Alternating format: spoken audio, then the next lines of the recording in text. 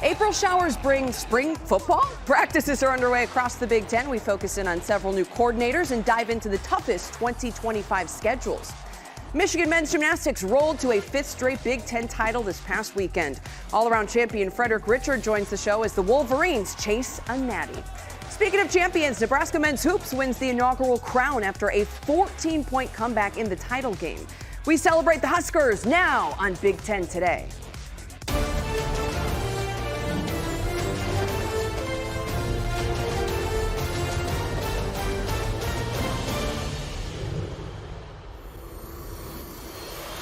Welcome into Big Ten Today, brought to you by Gatorade. Thrilled to have you here. I'm Kyla Mills. The fall football season just 4 months away, folks. It'll be here before we know it. Right now, a pivotal time for programs across the Big Ten as spring practices are underway, and a lot is being sorted out with a number of changes when it comes to coaching staffs and players. Today, we're going to dive into all of that, and for that, we welcome in our friend Jerry DiNardo, who's joining us from sunny Florida.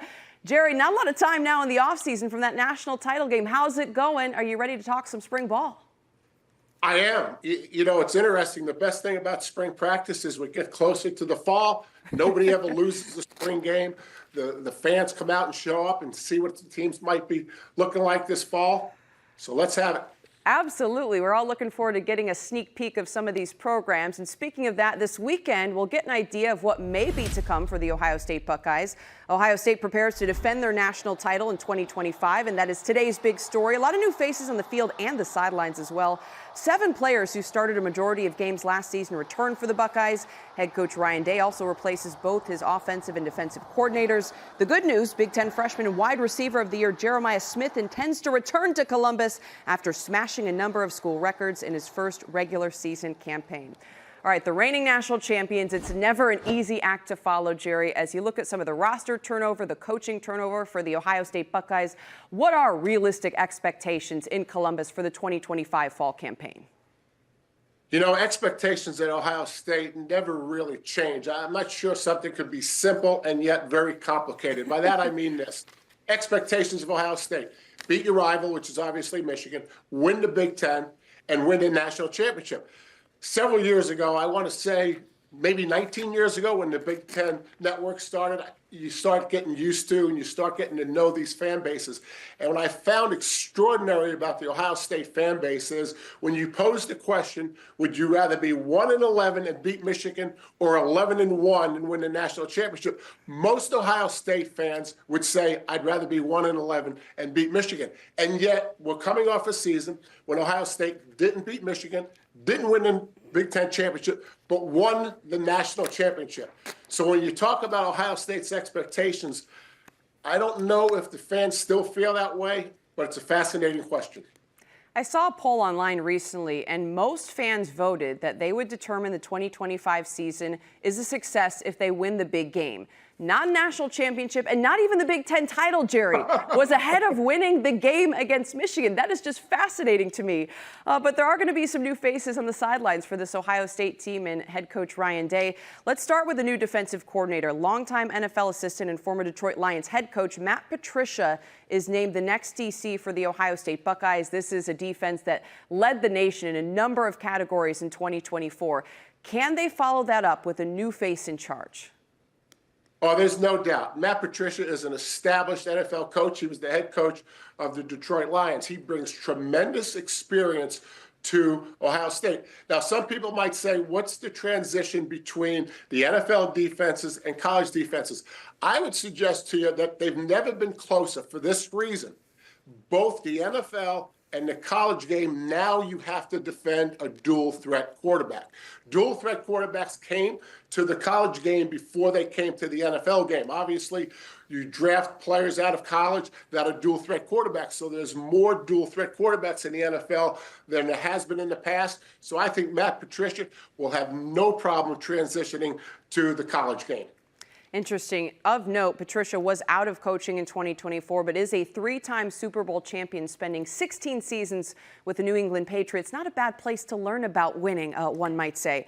On the offensive side, Brian Hartline is elevated to offensive coordinator and will continue his role as wide receivers coach, which he also did last season. So now you've got a familiar face in a new role. What does that mean for the Buckeyes?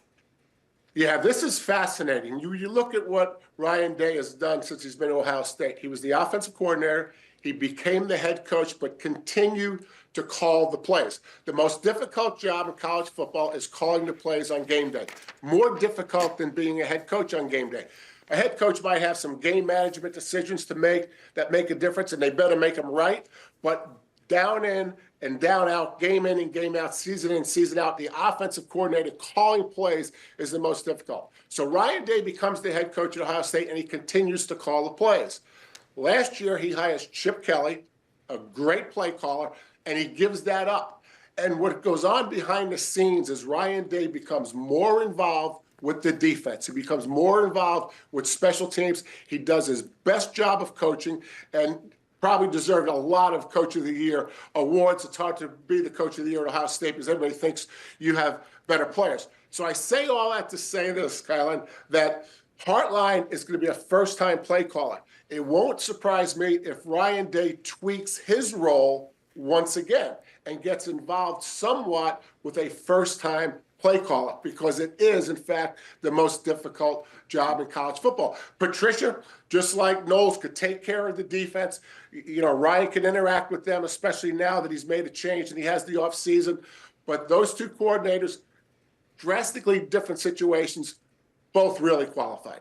Here's the thing, this Ohio State program doesn't have a lot of time to flesh out that chemistry amongst the coaching staff and what the dynamic will look like with Ryan Day now having a new DC and a new OC, because looking at their upcoming schedule, there are no cupcakes to start off the year. Ohio State begins their title defense at home hosting Texas. Reminder, folks, the Buckeyes eliminated the Longhorns in the CFP semifinals this past season, so there's some recent history at play between these two blue bloods. You compare it to last season, Ohio State opened up non-conference play with 3 consecutive non-major conference opponents all at home. Looking ahead at the schedule, a couple other interesting dates to note. Penn State going to be a big one. Then, of course, they finish off the season playing in Ann Arbor at Michigan.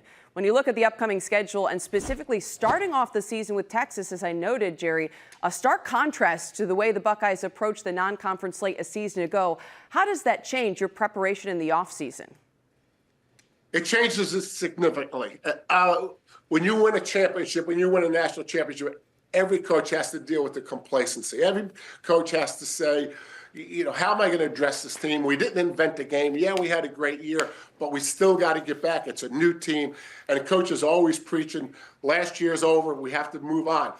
When you move on with Texas as your opener, it significantly impacts your camp. When you open with Texas, that you just played a great game to get to the national championship run, the players in Ohio State know how talented the Texas players are. So Ryan Day can stand up in camp and say, look, guys, this isn't a Mid-American school. We are playing a team that we played. You guys all know how good they are. They've lost some players. We've lost some players. Our challenge is who's retooled the fastest, us or Texas?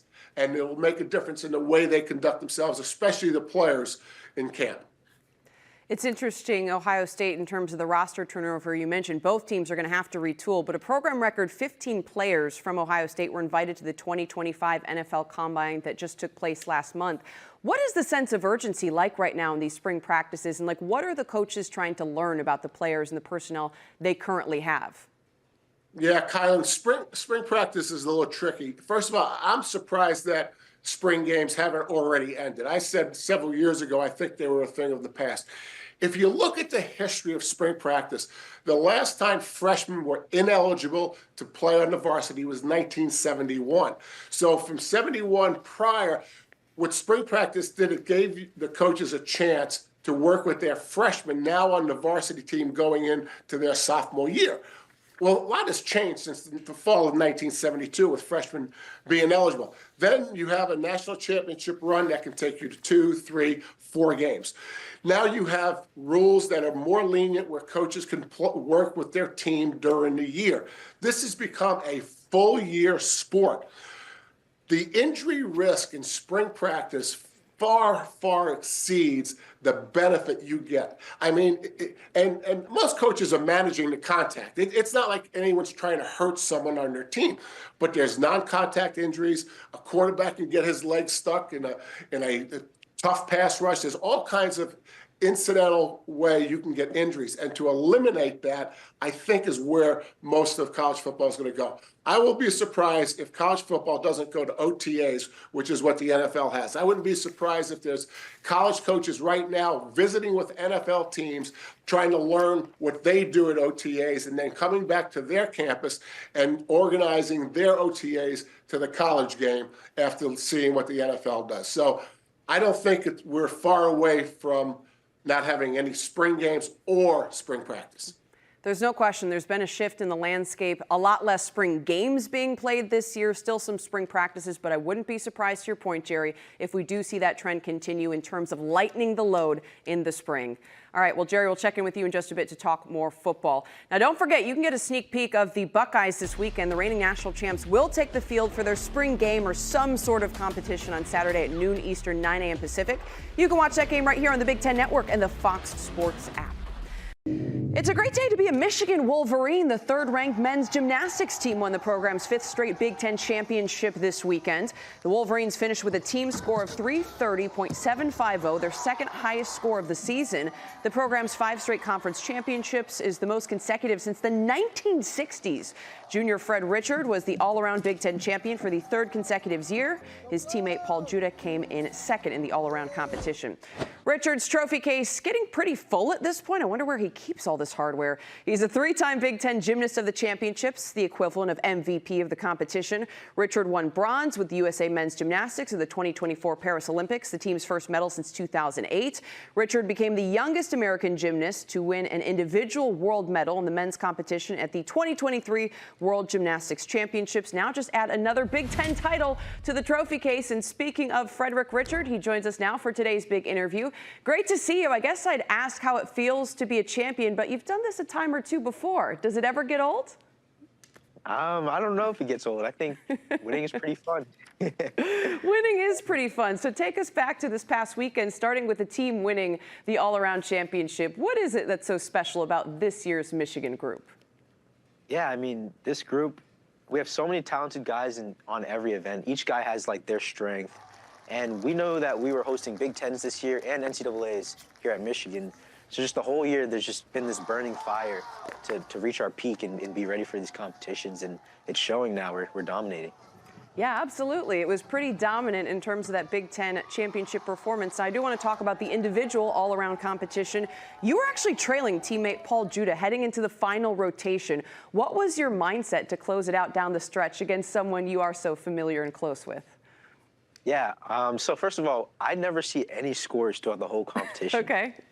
And it's such an interesting thing because I didn't know if we were 3/10 away from winning this championship or as a team or if we were going to lose it. I had no clue where we were.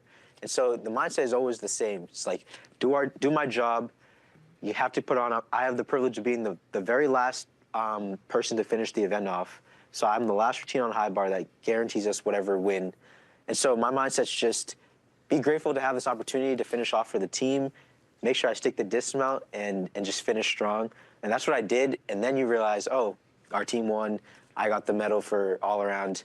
And it's interesting because I have no clue what's going on beforehand. That's actually wild that you're not closely watching the scores. One would assume that you're looking at that so you know, hey, I need to get this certain score to win. So that is certainly fascinating. You mentioned the high bar. You finished first in that specific event. Is that your favorite, or what is your favorite to do? I would say high bar is my favorite. I think, number one, like the thrill of releasing the bar, trying to catch back, knowing you could miss it, but doing it under pressure is like the best feeling in the world.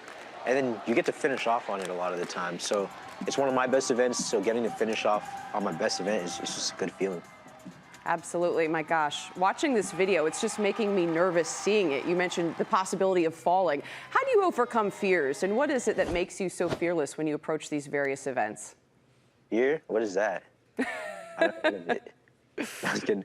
I think the best thing I learned as a very young kid, and I've just taken this through my whole life, is my first coach. He used to say, it's okay to have fear. If you don't have fear, you're stupid, number one. But it's not about being afraid. It's about having courage. You know, courageous people are scared and they still do the thing. They overcome it. And so your goal is to be as courageous as possible, not fearless. Wow, I love that. I need that on a bumper sticker, a T-shirt, or something, Fred. Well, Yeah, she's you doing haven't great just now. accomplished a ton at the NCAA level, but also with USA Gymnastics winning bronze at the 2024 Paris Olympics as an integral part of that team. What was that experience like, and how did that help you as you returned to NCAA competition this past spring?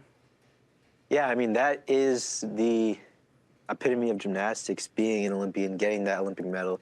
And there's so many things on that road that you have to overcome: injuries, pains, the strategy of peaking on that one exact day and being 100%, the team building of coming together with guys that you don't usually train with as much, but and then you have to make yourselves as close and comfortable as possible to actually work as a team. And I think all of these situations just built up the experience level that I have for competing. And it lets me bring it back to my team, give them tips, give them my expertise on what helps me compete under pressure. And I think it's just helped everybody grow this year. I can only imagine what it's like to put on that USA jersey. Was there any surreal moment or a moment where it hit you just what you accomplished? Yeah, I mean, there's so much of it, especially in Paris. I think we had this really nice balcony apartment as a team. And just after each day, you just stand there looking like over the sea of other Olympic athletes, just thinking about, wow, we're really here. We've really done it. And it's going to be written in history forever. I'll always be an Olympic medalist. That's pretty crazy to think about. There's no question the Olympics is the pinnacle of any sport, but there's also something unique about competing for your school, that name on the front of the jersey, being with individuals who are around your age, you have this special bond. What is it like and what does it mean to you to compete for the Wolverines specifically? Yeah, I mean, the Wolverines, and I mean, University of Michigan is the school that has made me. Been here for 3 years now, could not have achieved really anything without them. And the boys I'm competing with are my brothers. We train day and night for the last 3 years together. Some people come on, other people leave, but you build this very close, strong bond around this mission that you have. And so when we go to these competitions and we've all put in the work, you've seen every one of these guys put in the work every single day, you want to put on for your brothers. Something that you did recently we have to touch on that caught a lot of headlines was refusing to wear the traditional singlet that's been around for 130 years. You really took the internet by storm in that Winter Cup when you came out in a tank top and shorts, and that's something you've been at the forefront of, is pushing for uniform change in men's gymnastics. Why is that so important to you, and where did this idea come from? Yeah, so I grew up in the gym, always training, never in the uniform, but much more comfortable clothing, the T-shirt, the shorts. And my sport is definitely a sport of freedom. You're in the air, you're flipping 5 feet above the ground, and you feel free. But I never really felt free with the uniform. It felt like uncomfortable, restricted. And like, this is the mission of saying, like, our sport is about freedom. Our sport is about personality and being yourself and being comfortable. And that's what the uniform should reflect to. And when something hasn't been changed for 130 years, it's time for it to be changed, or at least give people the option to have the opportunity to wear other things. And so when we're in a sport where you just follow this code book to the T and get deducted for every little thing, it's time to loosen up on some of those rules. Yeah, absolutely. I think you make a ton of great points. How are those conversations going in terms of getting real change, not just at the NCAA level, but internationally when it comes to uniforms? They're going great. Yeah, they're going amazing, and it's crazy to think that I'm the catalyst of it. I was on a call with the USAG, heads of the rules, and the people who bring it to the international stage, and they're supportive of it and saying they're going to start this push. Even on the college front, they're looking to make those rules a little broader for next year. So it's crazy to think that I was the start of it, and I'm thankful for that. Glad I can be a part of changing a sport. You brought up the fearlessness or courage when it comes to performing. You also have that in some of your social media presence, now pushing for change with uniforms. But I do want to dial into your TikTok, Instagram presence. You're going to hit 1 million followers on both those platforms here shortly. How do you try to use that and that platform that you have to further the sport of gymnastics? Yeah, I think I've been put in this position, and it's the position I've always wanted, to have the actual power to make changes, to do good in the world. And now that I have so many people that I can reach instantly and get behind a cause, there's some amazing things we can do. And when I think about what I'm going to do the rest of the year, it's always about, okay, how do I really make change? How do I change lives now? For example, after NCAA's, I'm probably tackling the next biggest thing in my career, which is breaking the backflip world record in 24 hours, which is over 1,000 backflips in 24 hours. And the reason I'm doing it is it's going to be a fundraiser. The whole live stream will be raising money to bring equipment to underprivileged places in Africa and get those opportunities to those kids. And it's crazy to think that I will get to have an impact on other countries and other kids just doing what I do best, which is flipping. What? I mean, my mind is blown. Did you just say 1,000 backflips in 24 hours? Is that humanly possible? I'm hoping so. Well, someone has done it. This is the record, so I have to beat it. And who else not to beat it than an Olympian? So I should be able to. But this is going to be probably one of my hardest physical tasks, pushing myself for 20 hours straight. But then hopefully the outcome of it is enormous, that we do raise a lot of money, that we do get to see this equipment, put in these places. And the reason I took on this mission is I was seeing them post content, and they're flipping on tires and dirt and just these crazy settings with no real resources. And I'm like, I was in your spot one day when I was younger, and I had the same energy, the same drive, but I had the resources, I had the coaches, I had everything to get me to this level. How far could you go if you had those resources? So it's going to be a big, big challenge, but it's going to be interesting to see what happens. That is incredible. You are an inspiration, my friend. Really quickly, before we let you go, you brought up the NCAA championships around the corner. What's the focus for this group, and what will it take to bring home the ultimate trophy? Yeah, we're doing all the work in the gym. That's no question, and it's showing. I think the focus now is keeping the energy up, having a lot of fun while we compete, and it's in Michigan, so we're going to have to get the crowd involved, and we're going to need as many people to show up to the NCAA championships as possible to make it loud. Other than that, I think we're ready. I think this is the year, and it's going to be really fun.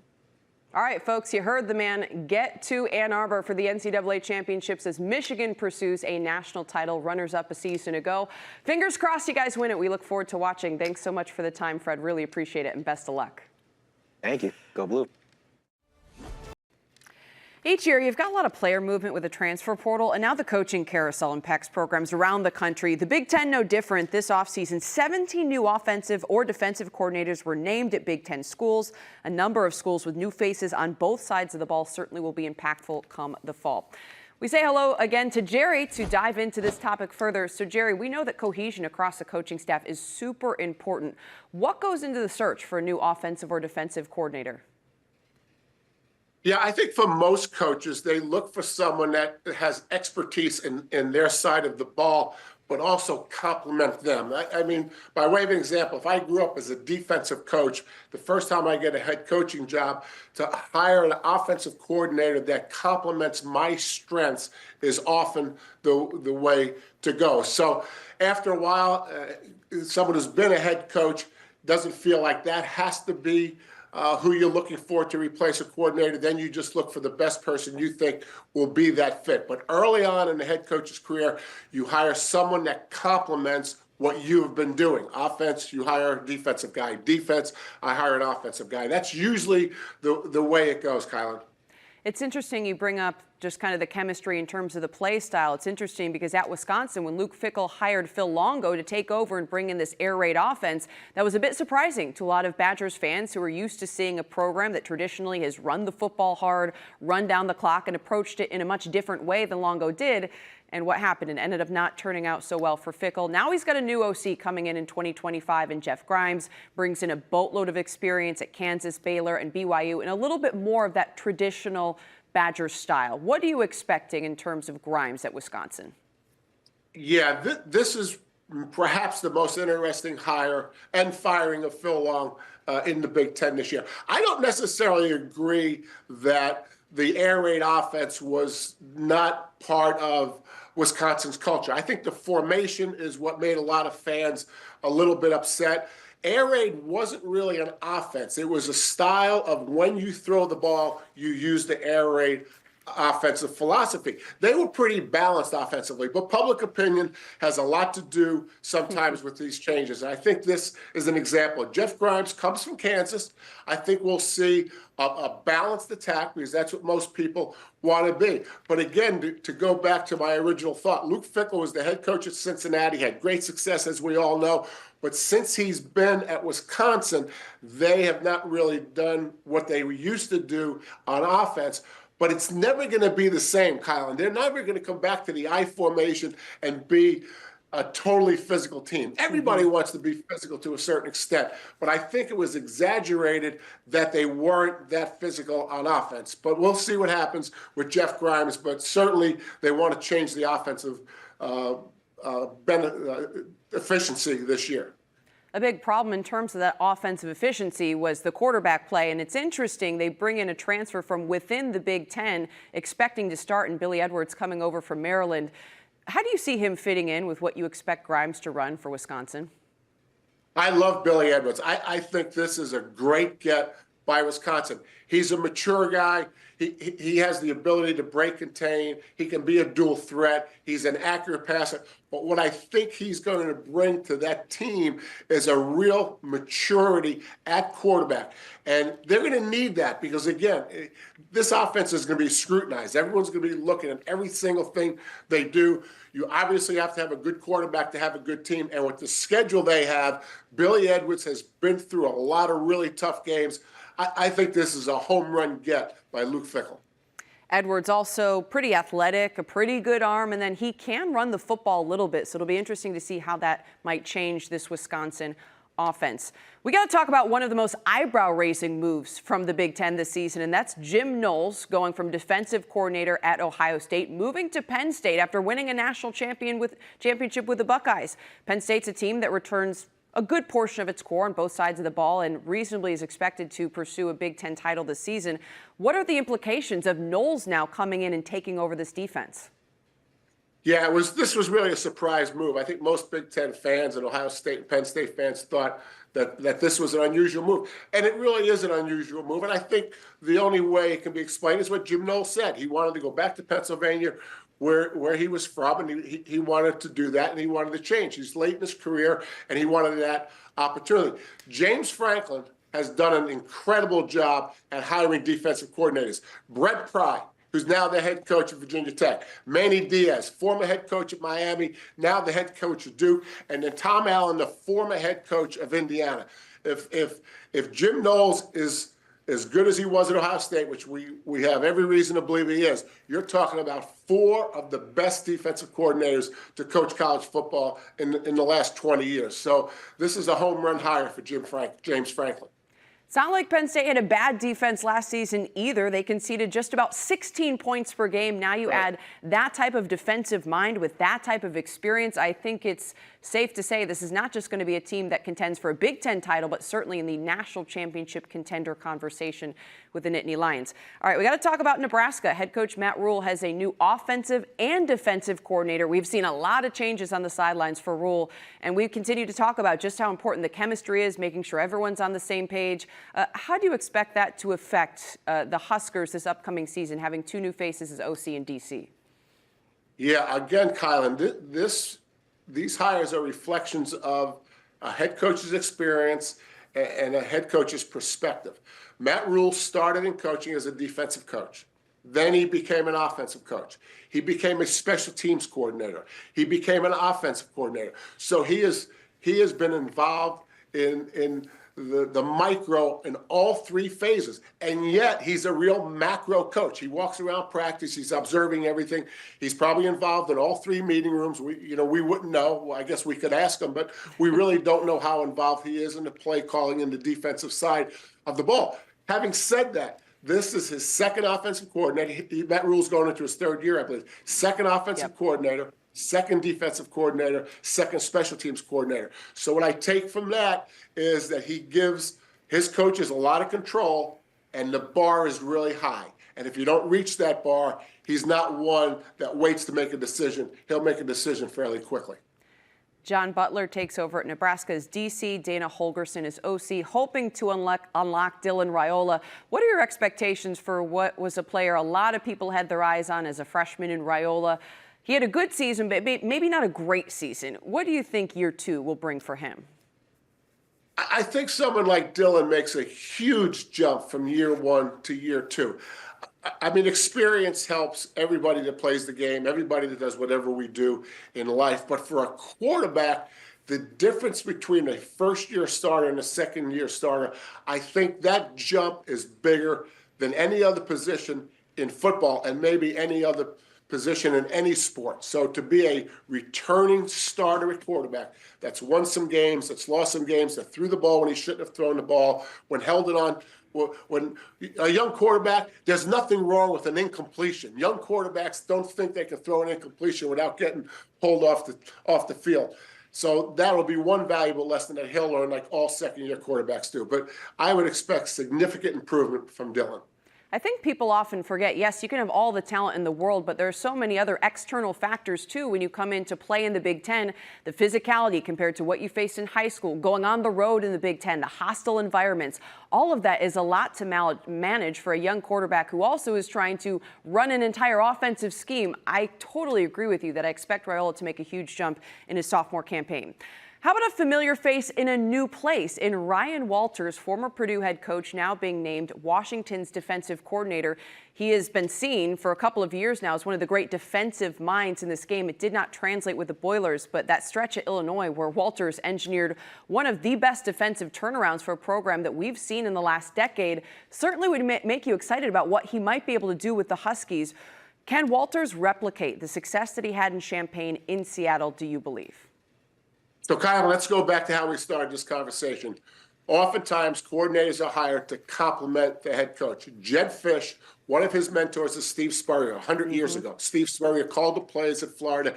Jed Fish calls the plays at Washington. I've been to Washington's practice. Jed Fish spends most of his time, if not all of his time, on the offensive side of the ball. He calls the plays. So his complement on defense, Ryan Walters is perfect. Ryan Walters is a tremendous defensive coordinator, did great work at Illinois, goes to Purdue in tough situation, tough job, as we all know. They let him go at Purdue. Now he goes to Washington, but he not only brings his defensive experience, which nobody can question how good it is, but now he brings a perspective of a former head coach. He might be a sounding board for Jed Fish. He might understand big decisions by Jed Fish that maybe he wouldn't have understood before becoming a head coach. This is a home run hire for Jed Fish. I know Ryan Walters is going to do a great job. Walters will have his work cut out for him in some regards. The Huskies lose 9 defensive starters from 2024, but still a strong starting point. Also, you get a little bit of a clean slate with new players coming in. Will be exciting to see what he can accomplish in Seattle. Time to check in on a big weekend around the Big Ten. The Nebraska men's basketball team secured the first ever college basketball crown championship on Sunday in Las Vegas. The Huskers rallied from a 14-point second-half deficit to beat the University of Central Florida 77-66 in the title game. Nebraska big man Juwan Gary was named tournament MVP after averaging 19 points per game. The Crown Championship is the first postseason title for the Huskers since 1996. Time for today's Gatorade Game Leaders. Nebraska guard Bryce Williams put an exclamation point on an impressive career in Lincoln. Williams scored 21 points in the Crown Championship game, setting a record for the most points by a Husker in a single season as he reached 713. He was also named to the Crown All-Tournament team. Let's take a look at some of the post-game celebrations.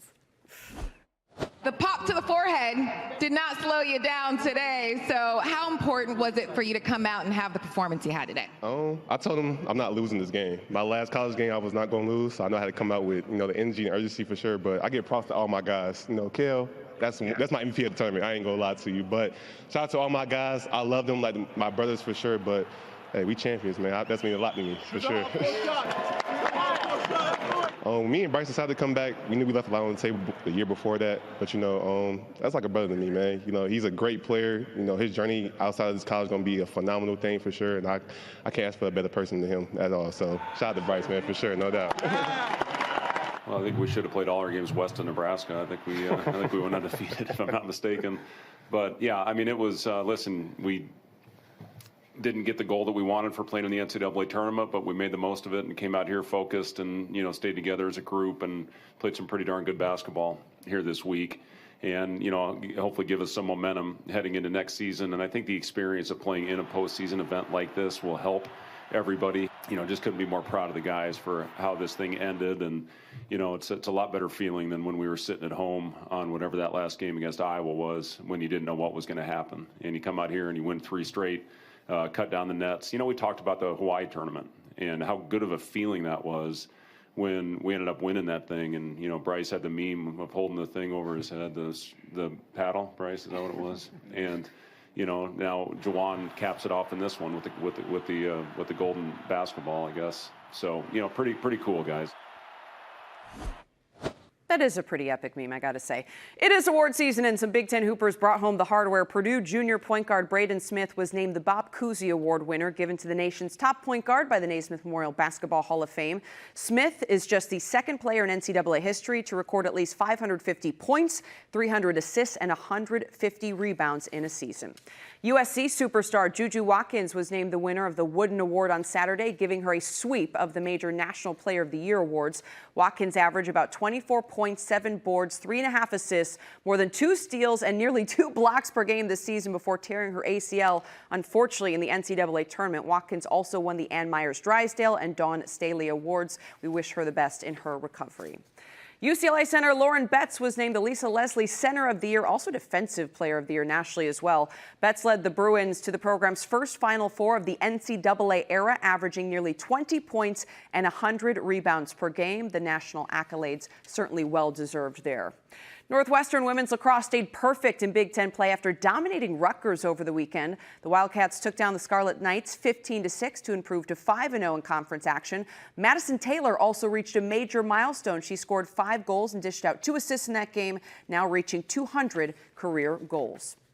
On the men's side, Rutgers earned a historic win over the weekend as they knocked off second-ranked Maryland 8-6. That marked the Scarlet Knights' first win over the Terps since 1980 and the highest-ranked win in program history. That is just the second time Rutgers has taken down Maryland. That's got to feel good, a little regional rivalry there. Welcome to the Big Ten for Oregon softball. The Ducks swept one of the Big Ten's strongest programs in the Michigan Wolverines. They rallied in the 7th inning of Game 1 to a 5-4 victory. Oregon is now 9-1 in Big Ten play. They're also ranked top 10 nationally across various publications. What a start to the year. Wednesday, don't miss the start of spring volleyball on the Big Ten Network when the defending champions Penn State takes on Pitt. That's Wednesday at 7 o'clock Eastern, 4 o'clock Pacific, only on the Big Ten Network and the Fox Sports app. The dawn of a new football season is just a couple months away, and the Big Ten could bring home a 3rd consecutive national title. As we take a look at some of the overall records from a season ago, Oregon finishing 13-1, perfect in the regular season. A historic campaign was certainly a sight to behold. Then Ohio State, the national champions, 14-2, but those couple of losses significant and a big reason why the players identified they were able to push in the playoffs. Indiana, another team coming off a historic season, one of the best under head coach Curt Cignetti. Penn State, Illinois, how about that? 5 Big Ten schools with 10 or more wins in the 2024-25 campaign. All right, before we dive into who has some of the toughest and easiest schedules, as we say hello to Jerry once again, I'm just curious, Jerry, how does the scheduling affect what the expectations are for each specific program?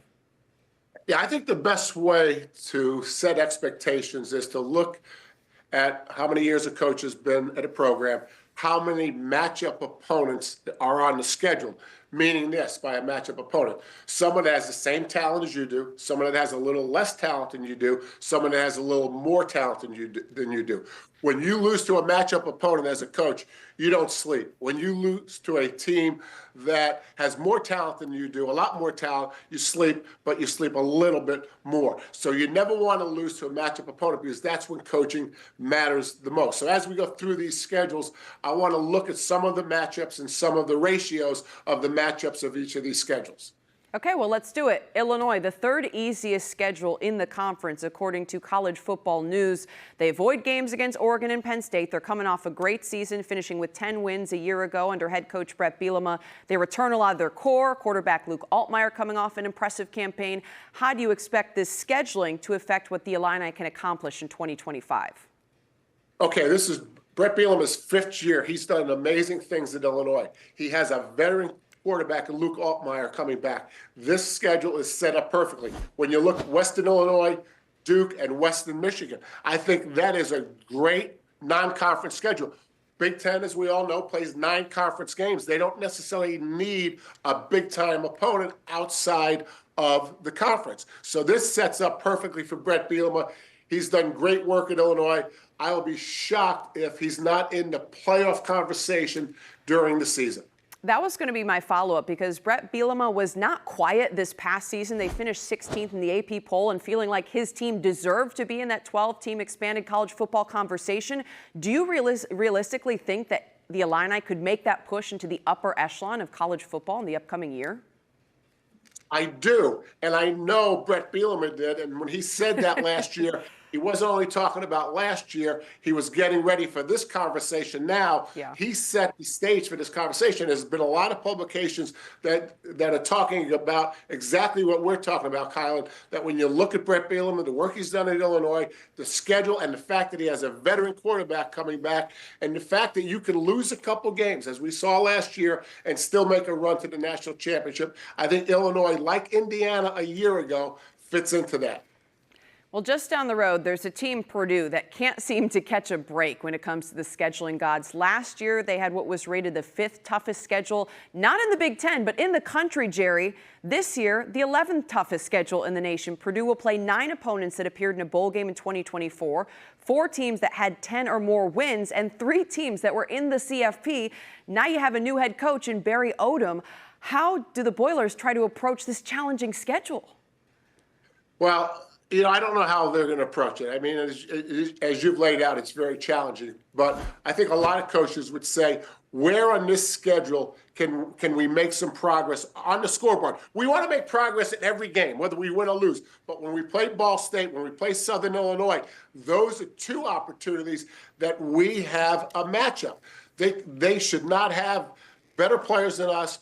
We're a Big Ten team, and we can compete with them. And then there's teams on that full screen that we're looking at that have a little bit more talent than Purdue. And then there's some that just have recruited much better. And we all know what those schools are. So for Barry Odom, you would set your priorities as being healthy and more prepared for the Ball State, Southern Illinois games than some of the other ones. You play a Notre Dame, which is a non-conference game, but it's a traditional rival, and that's going to have to be how they want to approach that. That's kind of a wild card kind of game on your schedule. So that's up to each individual coach how they want to do a non-conference rival.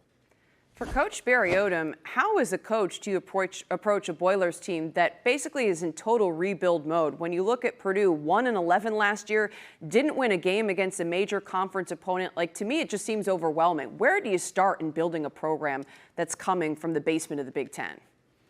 Well, I think most coaches nowadays would say it's the process, right? We're not going to worry about the scoreboard. We're not going to worry about anything else other than the process. We're going to take it one step at a time. And my guess is Coach Odom will take that approach. I think that's a very popular way. Coaches are great copycats. So when something works for one coach, another coach hopes it'll work for them. But as you've described, Colin, that's a tough schedule. It's a tough last year. There's a lot of negative. So the positive is going to be what they're going to do day in and day out. Let's not worry about Wednesday's practice. Let's do Tuesday's practice and kind of take it step by step. I'd be surprised if Coach Odom doesn't have that attitude. Well, not far behind Purdue, which has the 3rd toughest schedule in the conference, is USC, 6th toughest schedule in the conference. There's no question this is a pivotal year for head coach Lincoln Riley, coming off a disappointing 7-6 season, a 4-5 finish in their inaugural year in the Big Ten. First month of the season looks promising for USC. Then they have kind of a gauntlet of games against Illinois, at home against Michigan, on the road against Notre Dame. What do you make of the schedule for the Trojans and what's going to be a crucial year? Yeah, this is where people get challenged with the matchup philosophy that I have. Someone's going to say, well, SC should match up with everybody. And those people are right. So there's certain programs that shouldn't worry about matchups because their history tells them that they can recruit the best players in the country and they can have as good a players as anybody in the country. And that's the position Lincoln Riley is in. So there's no such thing as we have to win the matchups at SC. There's no such thing as we have to win the matchups at Ohio State and so on and so forth. If you're one of the historic powers, regardless of what the schedule says, if you don't have as good a players as your opponents, that's your fault, not anyone else's fault. So this is where you get away from the matchups. To tie a bow on this USC conversation, going back to last year, they were in so many games and could never finish out those one-possession contests. How do they turn the corner? Is it the talent? Is it the play calling? Like, what needs to change? Well, all of the above. But at the end of the day, how about Maya looking at the quarterback situation and making sure that they have an outstanding quarterback? Usually will answer that question, Kylan. All right, well, Jerry, thank you so much. Excellent stuff. Look forward to talking more football in the spring to come. And then again, the fall's going to be here before we know it. We'll let you get back to some tennis, Jerry. We'll appreciate you all joining us here on Big Ten Today, and we will see you next time.